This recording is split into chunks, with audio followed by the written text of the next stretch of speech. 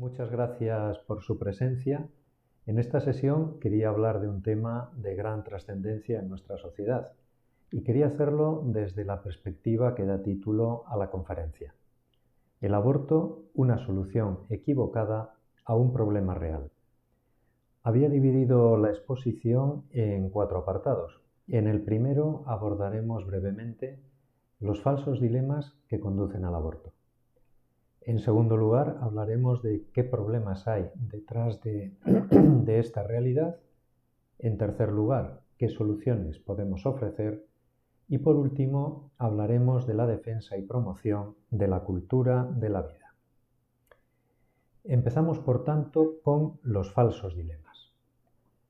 Nos referimos con esta expresión a esos dilemas que conllevan, tal como aparece en la imagen, enfrentar posturas que llevan a elegir entre 2 soluciones, ambas malas. En el caso concreto del aborto, nos encontraríamos ante la tesitura de tener que elegir entre el aborto o la opresión a la mujer. Como hemos dicho, son posturas que se encuentran una frente a la otra, aparentemente irreconciliables, y que por otro lado la solución implicaría optar por una u otra, que cualquiera de las dos pues es una solución desde mi punto de vista equivocada y falsa. Lo mismo podría plantearse ante el aparente dilema de cuando se presenta un embarazo indeseado, que pueda surgir la cuestión de esto complica, amenaza mi vida, se acaba mi vida tal como yo la había diseñado y por tanto tengo que optar o entre que se acabe mi vida o que se acabe la vida de la criatura que llevo en mi interior. Este tipo de falsos dilemas tienen una dinámica propia que implica de entrada desacreditar de modo radical la otra opción. Dividir las posturas entre buenas y malas, dividir a las personas entre buenas y malas. También implica el atacar la cosmovisión que puede haber detrás de la defensa de una postura o de otra. En el caso concreto del aborto, pues atacar a aquellas personas que puedan tener pues unos presupuestos religiosos o decir es que el que defiende el aborto es una persona sin creencias. El plantear unos dilemas entre ser progresista o ser conservador, entre ser feminista o ser machista, de tal manera que bajo esos epítetos pues queda desacreditada globalmente la postura que uno quiere defender. Y en último lugar, estos falsos dilemas también implican pues una manipulación de los sentimientos para intentar llevar el agua cada uno a su molino. ¿Cómo superarlos? Pues en la parte derecha de la imagen que están viendo, pues con 2 actitudes. La primera, la de superar enfrentamientos. No se trata de elegir entre 2 cosas que son malas, sino de lo que se trata es de estar a favor de todo lo bueno. En concreto, estar a favor de la mujer, estar a favor del no nacido, defender la libertad de elección, defender la vida.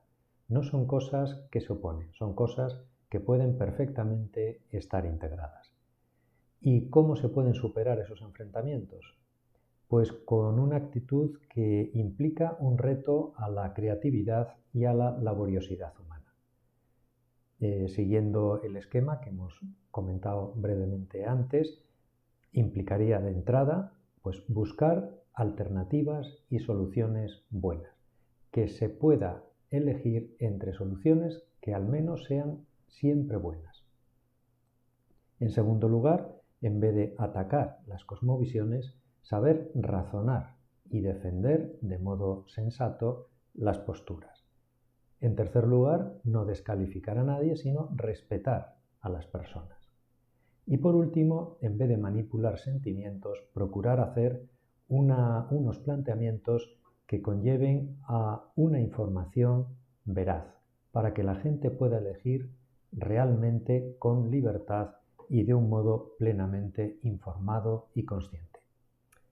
Estos falsos dilemas a los que nos estamos refiriendo implican también rupturas dentro del interior de la persona. De ahí, pues como esas confrontaciones a las que hemos aludido. Una de esas rupturas, y en el caso concreto del aborto, se refiere a lo que ocurre en el ámbito de la sexualidad humana. En los últimos decenios hemos visto cómo esto se ha ido produciendo de modo progresivo y gradual. Ya en los años 60 se ocurre pues, una ruptura entre la sexualidad y la procreación. Esto tiene lugar cuando comienza a llegar al mercado y a la sociedad los anticonceptivos y da lugar a una cultura anticonceptiva. Se puede tener una vida sexual sin que conlleve embarazos y sin que conlleve la procreación. En los años 80 hay un paso más. En este caso, la ruptura es entre la procreación y la sexualidad. Justo lo contrario. Se puede tener descendencia sin necesidad de sexo, acudiendo a la fecundación in vitro. En los años 90, al menos en nuestro país, y en los años 80, se va también generalizando un ambiente en el que hay una fragmentación entre la sexualidad y el amor. Ambas facetas, tradicionalmente unidas y perfectamente integradas en la persona, se rompen, de tal manera que el sexo muchas veces se convierte simplemente en algo placentero y lúdico, pero sin un compromiso afectivo, sin un compromiso de amor hacia la otra persona. Y por último, pues estas tres rupturas que hemos enumerado, pues dan pie a que hay otra ruptura quizá todavía más de fondo, que es entre la libertad de las personas y la responsabilidad. Pensar que podemos actuar de cualquier modo sin la necesidad de asumir las posibles consecuencias de esos comportamientos. En el caso de la sexualidad y del aborto, hemos llegado también pues, a unos eslóganes y a unos falsos mitos, como el del sexo seguro, que también podemos observar en la diapositiva. De tal manera que se ha difundido la idea de que hay un sexo que se puede llevar a cabo sin ningún problema y sin ninguna consecuencia, generando una falsa seguridad. Es como si, trasladándolo al ámbito de la conducción, animáramos a la gente a ir por las carreteras que quiera, a la velocidad que quiera y, si es posible, cada vez más rápido y de un modo más temerario. Eso sí, siempre y cuando lleven colocado el cinturón de seguridad. Indudablemente, pues eso es una cierta protección, pero si uno conduce de esa manera, lo más probable es que surjan accidentes, cada vez más accidentes y también probablemente cada vez más graves. De tal forma que podríamos estar con esta actitud generando una situación en la que ponemos tronos, tal como se puede ver en la imagen, ponemos tronos a esas causas, un sexo desvinculado de otras variables de la personalidad humana, pero cuando hay algún problema nos llevamos la mano a la cabeza y entonces pues ponemos cadalsos a las consecuencias. Y en esa situación se genera pues un clima en el que parece que todo hay que resolverlo a base de código penal, pues sancionando, poniendo penas, pero sin incidir en los otros factores que son, en mi opinión, pues absolutamente necesarios para enfocar bien estas cuestiones, sin que haya una auténtica formación de base que dé lugar a que la persona tenga los argumentos y las razones suficientes para poder elegir, como decíamos antes, en libertad y con toda la información precisa. Estos falsos dilemas que implican rupturas en el interior de la persona dan lugar pues, a falsas soluciones que son a las que nos hemos estado refiriendo desde el comienzo de la conferencia. ¿Qué problemas hay detrás del aborto? Es cierto que se generan situaciones en las que las personas, las mujeres, se ven abocadas o optan por abortar porque tienen problemas reales y no encuentran o no se les ofrecen otras soluciones y por tanto se ven como invitadas o conducidas a optar por esta solución. Solución que, como ya se dice en el título, desde mi punto de vista, pues es falsa. ¿Cuáles son esos problemas? Para analizarlos, vamos a hacer un breve recorrido de los datos estadísticos del aborto en España con la información completa disponible del año 2018. En esta diapositiva, que está ahora mismo en imagen, vemos cómo se recoge la serie oficial de número de abortos en España, desde el año 1987, que es el primero en el que tenemos cifras oficiales, hasta el año 2018, como hemos dicho. El aborto en nuestro país se aprueba en el 85 y en el año 88 tuvo lugar una campaña que probablemente muchos de los que me están escuchando la recordarán, era el famoso Póntelo, Pónselo. Era una campaña para difundir el uso del preservativo. Tenía una finalidad que era la de contener las infecciones por el virus del SIDA, pero también intentaba potenciar pues esa mentalidad anticonceptiva para que se pudiera tener una sexualidad desvinculada de la procreación y pensando que de esa manera pues también se limitaría el número de abortos. Como digo, esto ocurrió en el año 88. Estas políticas anticonceptivas, también desde los organismos oficiales, se han ido difundiendo en los años sucesivos. En el año 2009, en nuestro país, se aprobó que la píldora del día después pudiera dispensarse en las farmacias sin receta, como otro paso más. Sin embargo, paradójicamente, a pesar de esos esfuerzos y de esas campañas de difusión social, el aborto, como vemos en esta gráfica, fue creciendo de una manera muy llamativa y muy importante. Desde los 16.766 abortos del 87 hasta un máximo de 118.611 en el año 2011, que fue el pico máximo de la serie actual. A partir de entonces ha habido pues, un ligero descenso y en el 2018 estamos en una cifra de 95.917. Enumero las cifras en su integridad sin redondearlas porque considero que detrás de cada una de ellas hay la supresión pues, de una vida humana. No solo de un ser vivo, sino de una vida humana que podía haber nacido, que podía haberse desarrollado y que por desgracia no ha sido así. Comentábamos antes esos esfuerzos de campañas anticonceptivas, de formación en la sexualidad de la gente joven y su incidencia. Todo eso además fue reforzado con una nueva ley en el año 2010, la famosa Ley Aído.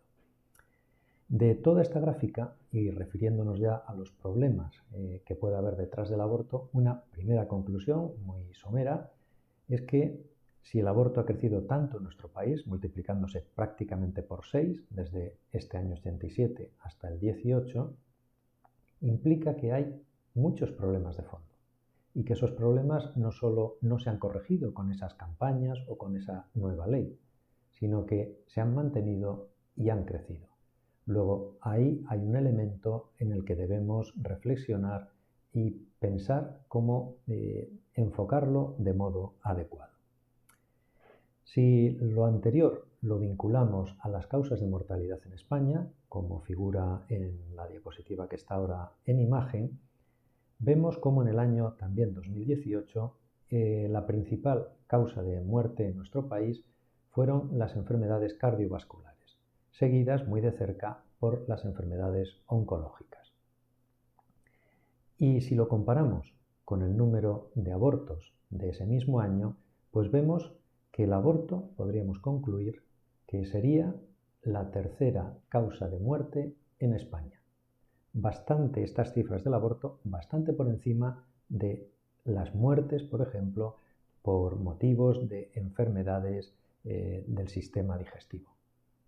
Y también estas muertes debidas al aborto estarían muy por encima de las cifras de defunciones por el coronavirus que, según los datos oficiales en este mes de diciembre, en el 10 de diciembre de 2020, serían 47.019 muertos por COVID. Esto nos alarma, nos preocupa, nos inquieta. Estos 95.917 seres humanos que no han llegado a nacer, nos hemos acostumbrado a ello. Por tanto, aquí tenemos también dos problemas que vale la pena resaltar. El primero, que el aborto pues es una causa de muerte muy importante en nuestro país. La tercera. Y al mismo tiempo que siendo tan elevada, estamos acostumbrados. No se le da especial relevancia. Siguiendo con el análisis estadístico del aborto en España y refiriéndonos ya a las edades de las mujeres, el número de abortos por 1000 mujeres, las cifras más altas se encuentran en los grupos de aquellas que tienen entre 20 y 24 años y entre 25 y 29. Siendo también bastante relevante el número de mujeres con 19 años o menos que se someten al aborto. Luego, aquí también nos surge otro problema de gran trascendencia, y es que las mujeres jóvenes están en situaciones que se ven de alguna manera obligadas a recurrir al aborto con todo lo que eso conlleva y con todo lo que eso va a afectar a sus vidas, presentes y futuras. Si hacemos un análisis de cuál es la distribución del aborto por regiones, pues comprobamos que también es bastante desigual en nuestro país. Hay lugares donde la tasa, es decir, el número de abortos por 1000 mujeres, es relativamente baja y otras en las que es muy alta. Esto está aquí señalado, las más bajas son las que tienen el color gris, las más altas las que tienen el color verde oscuro. Las cifras menores se encuentran en Galicia con 6,5 cada 1000 mujeres, seguida de Castilla y León con 6,6. Las tasas más elevadas se encuentran en Cataluña con 14,05. Esto también nos lleva a que los problemas se pueden manifestar de modo distinto según las regiones, lo cual también implica que habrá que buscar soluciones diferenciadas, particularizadas según el lugar donde estas situaciones las estemos analizando e intentando resolver. Si vemos algunos datos de tipo familiar, económico, de estas mujeres que sufren el aborto, también podemos sacar información muy interesante que nos ayude a identificar problemas que van a requerir una solución adecuada.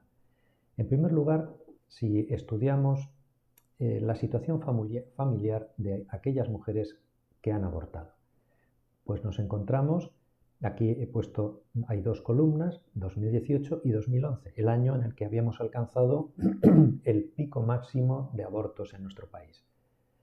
Vemos cómo en 2018 el 50% de las mujeres no vivían en pareja. Lo mismo que en el año 2011. Aquí no ha habido especiales cambios. Sin embargo, sí que es relevante ya el simple hecho de que la mitad de esas mujeres tenían que enfrentarse a ese problema sin el apoyo cercano de una pareja, de un marido o de quien fuera. Del mismo modo, también podemos comprobar con los datos oficiales que el número de mujeres que no utilizaban anticonceptivos y que accedieron al aborto en 2018 es del 34%. En 2011 fue del 32%. Y en el año 88, aquel año de la campaña del Póntelo, Pónselo, eran del 30%, 30,02%, de donde se concluye que es una campaña pues, que no ha sido eficaz, porque no solo no ha disminuido el número de mujeres que no utilizaban métodos anticonceptivos, sino que incluso ha aumentado ligeramente. En cuanto al número de abortos previos en las que en el año 2018 sufrieron esa intervención, vemos que en el 24% ya habían tenido un aborto previo y en el 13% habían tenido más de un aborto previo. ¿Esto qué indica? Que se ha ido generalizando el aborto como un método anticonceptivo más. Si valoramos ahora la situación laboral de esas mujeres, comprobamos pues que solo el 60% tienen un sueldo, tienen ingresos propios, bien sea por cuenta ajena o por cuenta propia.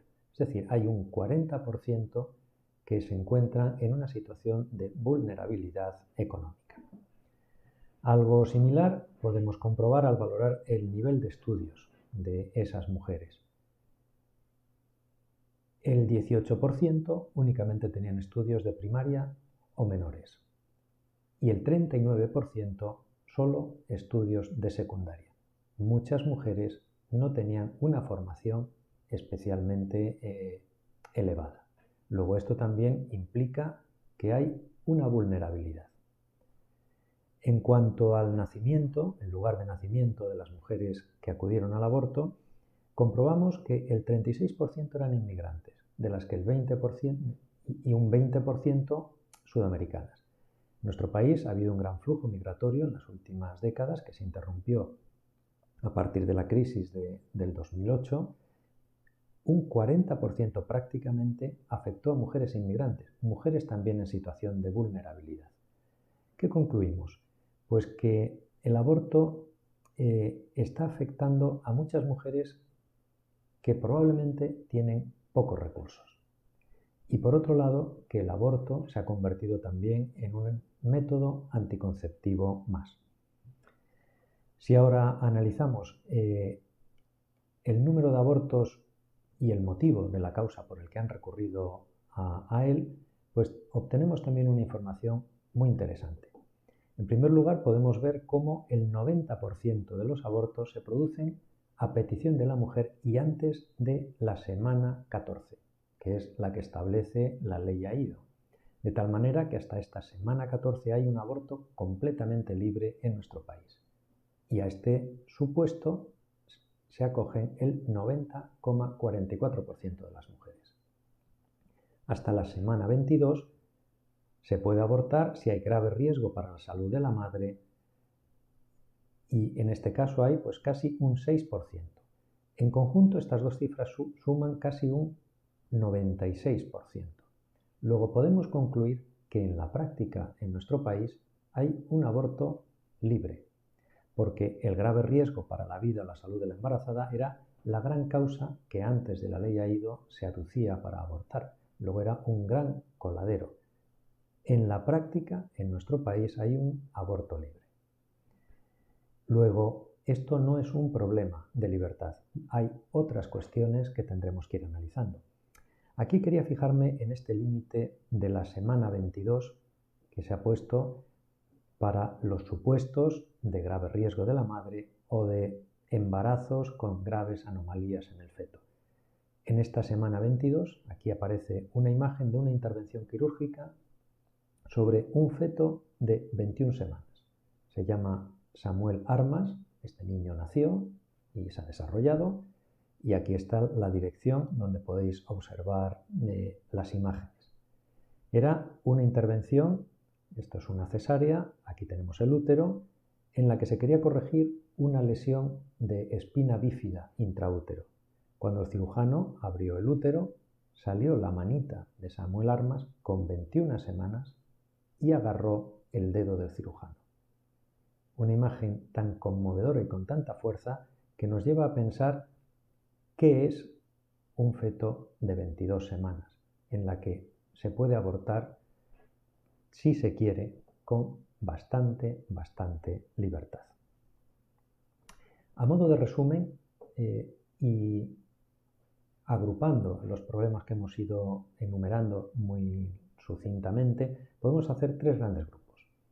Unos que afectan a un fracaso social, problemas que implican que hay un fracaso social, porque ya hemos visto que se han aprobado dos leyes del aborto que han generado más aborto.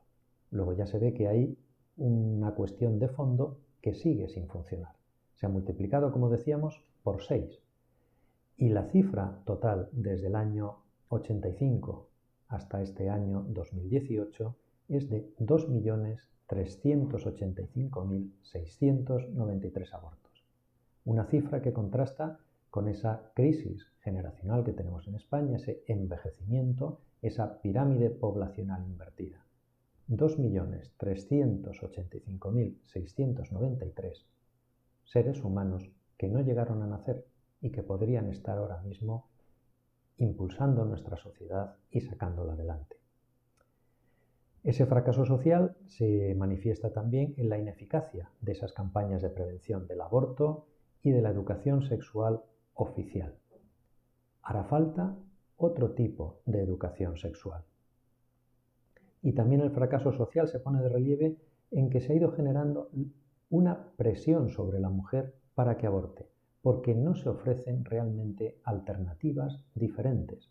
La presión que muchas veces se encuentra en el ámbito de la pareja, de la familia, de los amigos, de personal sanitario, de cuando van a pedir información en un centro de salud, es como casi una invitación inmediata al aborto, sin ofrecer otras alternativas, sin que haya la información suficiente para poder elegir realmente en libertad. Dentro de los problemas, el segundo gran grupo sería aquellos que evidencian que la mujer sigue siendo una víctima.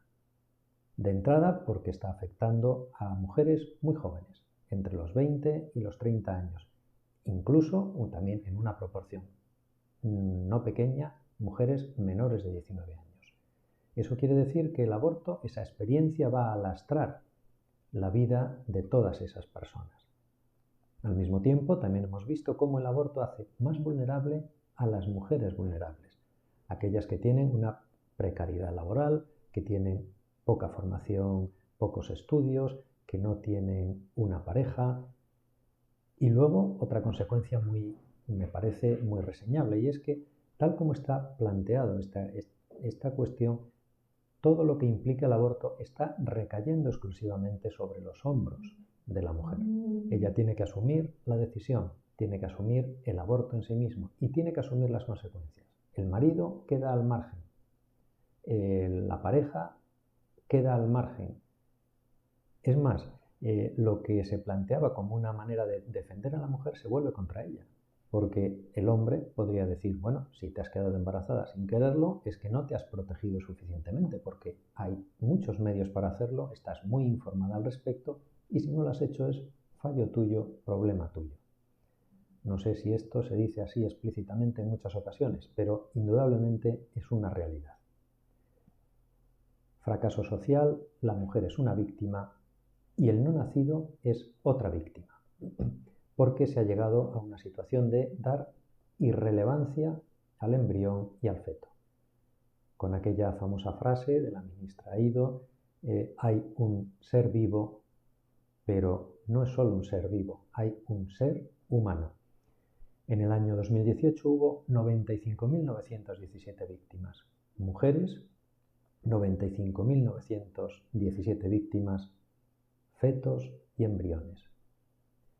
Y hubo 95.917 desgracias. Tenemos ese hipotético retrato robot de la mujer que aborta en España. Y aquí tenemos unas imágenes de esos embriones o de esos fetos que han sido abortados. Son muchas víctimas y son muchas desgracias a las que tenemos que buscarles soluciones. ¿Y qué soluciones podemos plantear? Pues vamos a intentar enfocarlas según los problemas que hemos agrupado. En primer lugar, soluciones de tipo social. De entrada, fomentar el debate. Del aborto, como hemos dicho, se habla cada vez menos. Y lo que interesa es, en mi opinión, justo lo contrario, que esté siempre vivo, que no nos acostumbremos. Ese es un gran problema del aborto. Si no nos acostumbramos a las víctimas del COVID, si no nos acostumbramos a las víctimas del cáncer, no podemos acostumbrarnos al aborto, porque hay muchas víctimas mujeres, hay muchas víctimas no nacidos y toda la sociedad acaba padeciendo. En ese debate del aborto no hay que olvidar que nos estamos moviendo en un terreno en el que Hablamos de leyes no escritas, leyes que son anteriores a los códigos de derecho penal, leyes que son anteriores a las religiones. Son cuestiones que están inmersas, intrínsecas en el interior de cada uno. Lo mismo que ocurría, y aquí en la imagen aparece la portada del libro de Antígona, la tragedia de Sófocles, un autor griego del antes de Cristo, como nos cuenta que Antígona es condenada a muerte por enterrar a su hermano. El rey había prohibido que se la enterrara, sin embargo ella concluye que enterrarle era una ley no escrita y que estaba por encima de esas leyes civiles que el gobernante de turno, el rey de turno, había impuesto a la ciudad. Lo mismo ocurre con la vida. No es una cuestión de colores políticos, no es una cuestión de creencias religiosas, es una cuestión humana, meramente humana, que también, pues lógicamente, se enriquece con argumentos cuando abordamos desde otras perspectivas, pero que no perdamos nunca que estamos hablando de leyes no escritas. Fomentar el debate implica también hablar de qué tipo de educación sexual queremos impartir a nuestros hijos, a nuestros jóvenes, en nuestra sociedad, donde estén disociados los distintos factores de la personalidad o donde los presentemos como algo integrado y vinculado al amor. Y luego ese debate tiene también que ofrecer alternativas. Una desgracia, como es la del aborto, no se puede solucionar con otra desgracia, que es someter a la mujer a que pase por ese trance y tener que conllevarlo el resto de su vida. Otro tipo de soluciones sociales, y también en el contexto del debate, es desenmascarar las mentiras del aborto.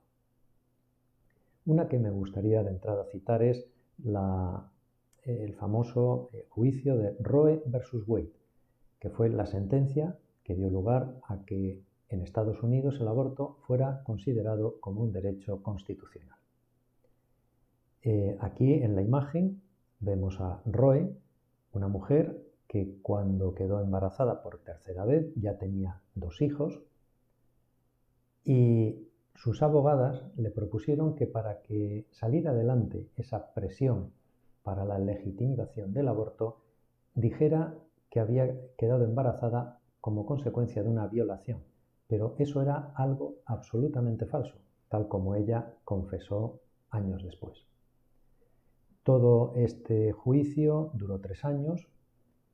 Al cabo de ese tiempo, el Tribunal Supremo sancionó la constitucionalidad del aborto en Estados Unidos, pero al cabo de ese tiempo Roe no abortó, ella dio a luz a su hijo y lo dio en adopción.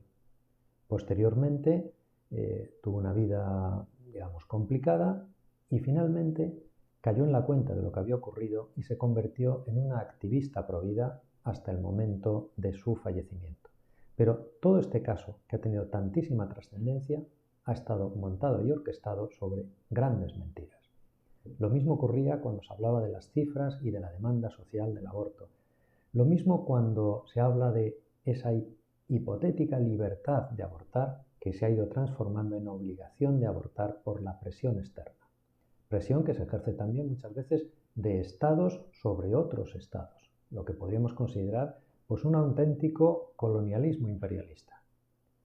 O lo que podríamos considerar también un racismo cromosómico. Si un niño tiene la trisomía 21, si tiene el síndrome de Down y eso se detecta intraútero, pues prácticamente se obliga a la mujer a abortar. Hay una presión que resta libertad. Hay una opresión que no da toda la información, que no da todas las alternativas, que impide a la mujer decidir realmente en unas condiciones óptimas. Se habla de aborto seguro, que hay que aprobarlo, que hay que aumentarlo para que sea seguro. Pero eso es una falacia. Una desgracia no hay que legalizarla, hay que poner los medios para corregirla y ayudar a las personas que la sufren. Que haya robos, eso es una desgracia, no conlleva que haya que legalizarlos, ni buscar condiciones seguras para los robos. Buscar unos días y unas horas donde nadie se lleve sustos. Eso es un contrasentido. Se habla del aborto gratuito para que todos, todas tengan un acceso a esta práctica. Sin embargo, si estamos ante una desgracia y si pensamos que esta es la manera de evitar que solo las ricas puedan acceder al aborto, pues tendríamos que hacer algo parecido con el fraude fiscal. Por desgracia, los ricos pueden defraudar más fácilmente a Hacienda. ¿Tendría sentido legalizar el fraude para que también los pobres pudiéramos defraudar? O se habla mucho de que hay que evitar el aborto clandestino. Pues es otra gran mentira, porque ese aborto clandestino al final se ha traducido en el gran negocio del aborto. Gran negocio que pone de relieve que lo que hay detrás es mucho dinero, muchos intereses económicos, mucha gente que vive de esto y que además defrauda las leyes. Esto ocurrió en España y salió pues, poco antes de la aprobación de la ley AIDO, como en diversas clínicas no se vivían los presupuestos que estaban previstos en la ley del 85, se hacían abortos fuera de los plazos establecidos, sin cumplir la información que tenían que prestar los médicos, falsificando los certificados médicos y todo eso generando millones de ingresos de modo fraudulento. ¿Cómo se reaccionó ante esto? En vez de pararse a reflexionar y decir, esto no está funcionando bien, esto hay que racionalizarlo. Pues no, fue justo lo contrario. La solución fue, hay que solucionarlo con más aborto. Hay que dar un paso adelante. Hay que afirmar que si la ley del 85 está dando lugar a que se pueda poner en tela de juicio las prácticas en algunas de estas clínicas, lo que hay que hacer es ampliar esa ley para de esa manera, entre comillas, proteger a las clínicas, proteger a sus profesionales, siempre con la falsa excusa de que hay que proteger los derechos de la mujer y sin olvidar que lo que se está realmente protegiendo es el negocio de ese tipo de instituciones. El resultado fue que todo eso concluyó con la ley AIDO, que durante la tramitación pues llegaron a acuerdos, negociaron y hablaron con las clínicas para fortalecer su estatus. Esa comercialización de la vida también se ha puesto relieve en otros países. Lo más reciente, pues en Estados Unidos, cuando en el 2019 y en el 2020 quedó perfectamente reflejado cómo la mayor plataforma del aborto en este país pues estaba comercializando con los fetos abortados. Y hay imágenes de ejecutivas de Planned Parenthood donde negocian el precio de esos cuerpecitos. Soluciones sociales. En segundo lugar, soluciones para proteger y defender a la mujer. En mi opinión, la mujer no necesita más leyes de aborto. La mujer necesita otro tipo de leyes. Leyes que impliquen un apoyo real a la mujer embarazada para que pueda elegir con auténtica libertad, que es algo pues, que estoy procurando reiterar a lo largo de esta sesión. Supone ayudar a esas mujeres vulnerables con las ayudas económicas y familiares necesarias. Implica ayudar a esas mujeres que han sufrido un aborto y que tienen secuelas. De esto no se habla, es como un tabú y sin embargo es una realidad perfectamente constatada en la literatura científica y médica. Aquí he colocado una web muy doméstica, muy sencilla, pero donde se habla de esta cuestión y donde hay links y accesos a algunos de esos artículos y que se pueden consultar. El síndrome del posaborto es una realidad que además está constatado con artículos en los que hay un seguimiento durante bastantes años a unas poblaciones muy elevadas de mujeres que han sufrido el aborto. El aborto no libera, eso es una falacia, no libera a la mujer. El aborto tampoco la libera ni la desembaraza de sus problemas. Sus problemas hay que abordarlos con otra perspectiva.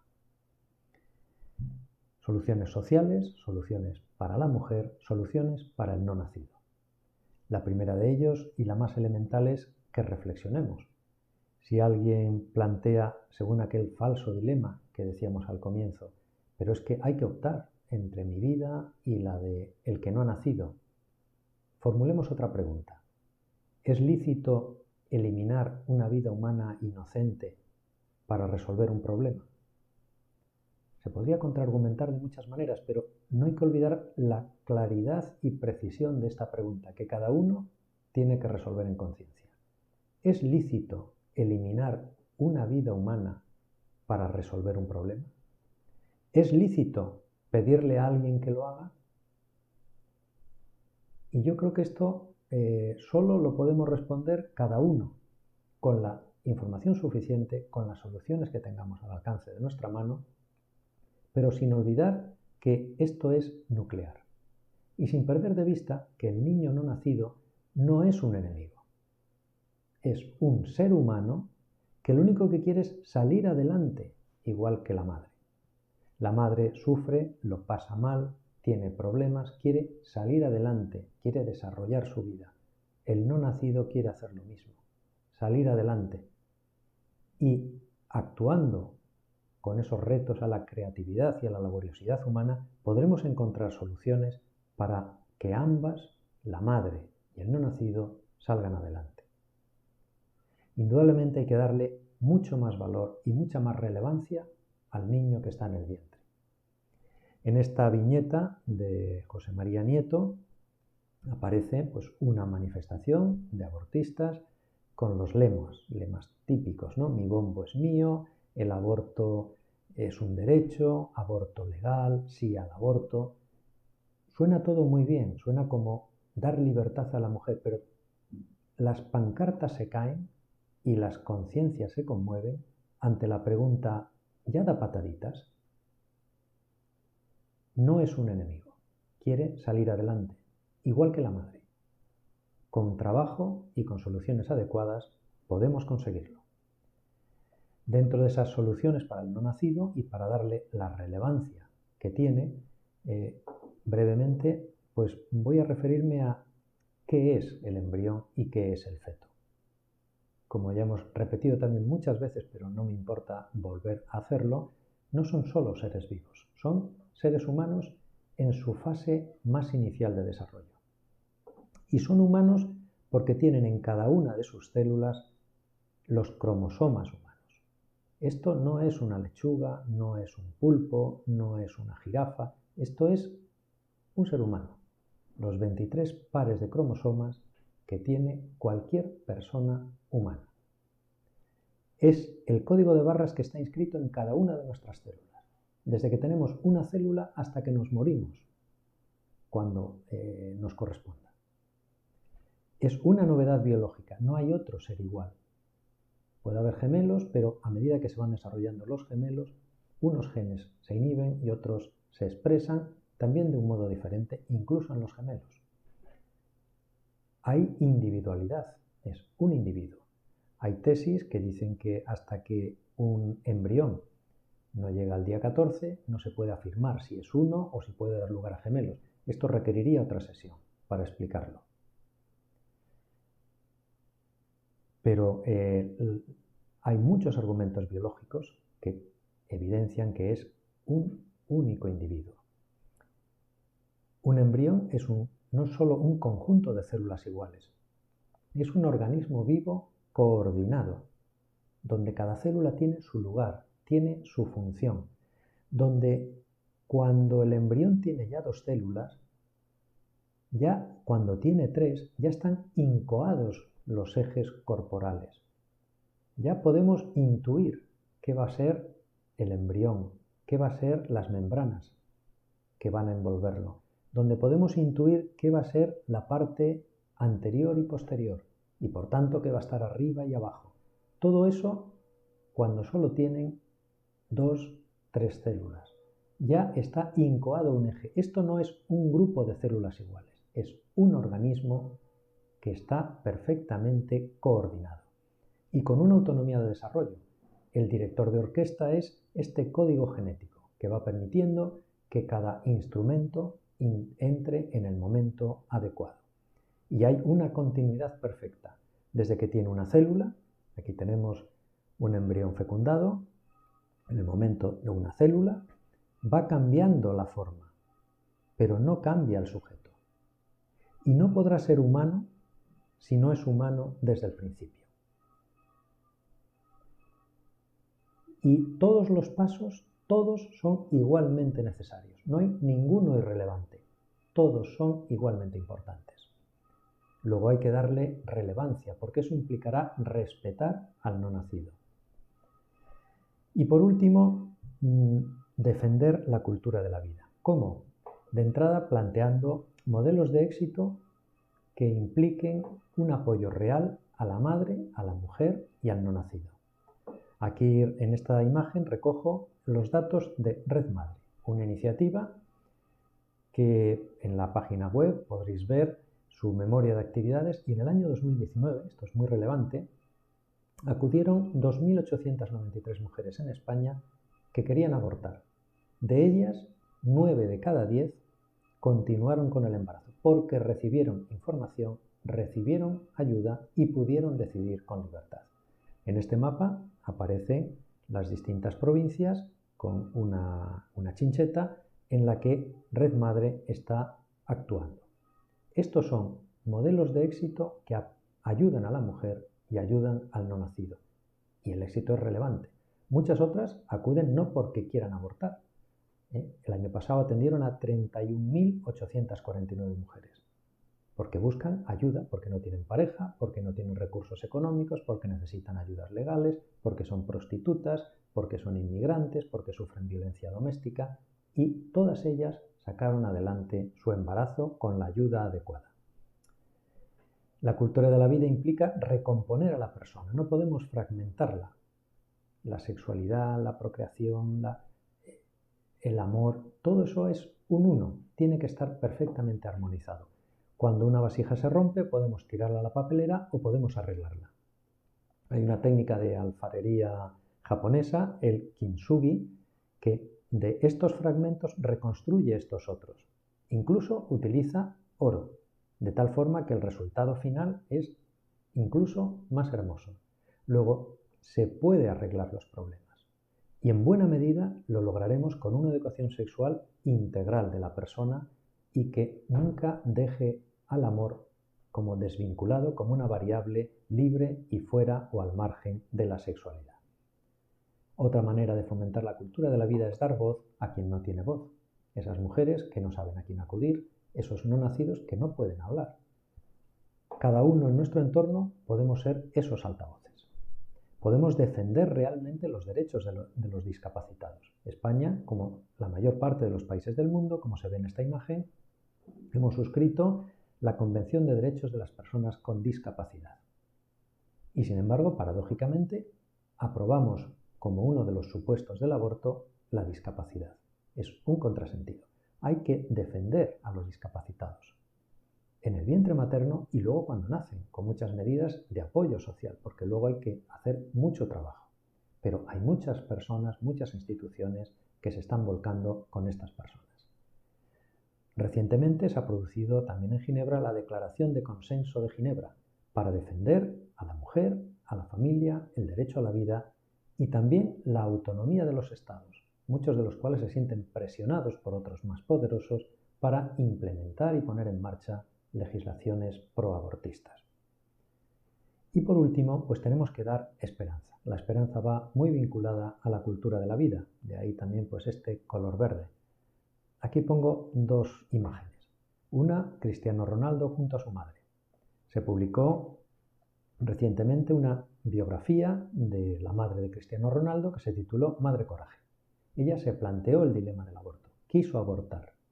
Al final llegó a la conclusión de que tenía que seguir adelante con ese embarazo. Bueno, y aquí está su hijo. Es el hombre más popular en Instagram y en Facebook en el mundo. Y además de modo sobrado. Bueno, una historia de éxito. Esta mujer tenía muchos problemas. Consiguió solucionarlos. Consiguió salir adelante. Aquí tenemos otro caso realmente súper extremo, dramático. Ruanda, cuando ocurrieron los genocidios en ese país, muchas mujeres, miles de mujeres fueron violadas como práctica de la guerra inhumana en tantísimos aspectos, de aquella masacre.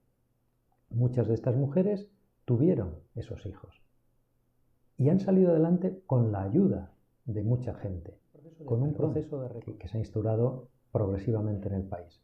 La Fundación Ruanda ha sido un pilar importantísimo para intentar restaurar esas heridas.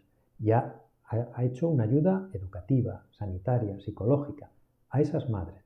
Y han nacido muchos hijos que podrán decir: mi padre fue un violador y un asesino, pero ellos están en la tierra. Y aquí se ha creado, pues, una familia. Es un drama, pero un drama no se arregla con otro drama. Un drama se arregla intentando buscar otras soluciones. Por desgracia no se puede olvidar todo lo que pasó, pero al mismo tiempo hay alternativas.